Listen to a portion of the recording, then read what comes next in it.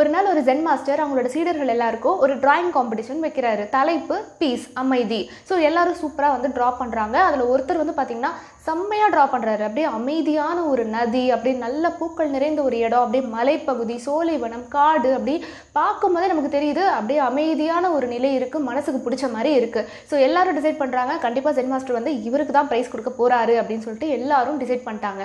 கடைசியில் gen master வந்து பார்த்திங்கன்னா அவருக்கு ப்ரைஸ் கொடுக்கல, வேற ஒரு பிக்சர் வந்து சூஸ் பண்ணிடுறாரு. அந்த பிக்சரை பார்த்தோன்னா எல்லாருக்கும் ஆச்சரியம். ஏன்னா அதில் வந்து அமைதின்ற ஒரு விஷயமே இல்லை.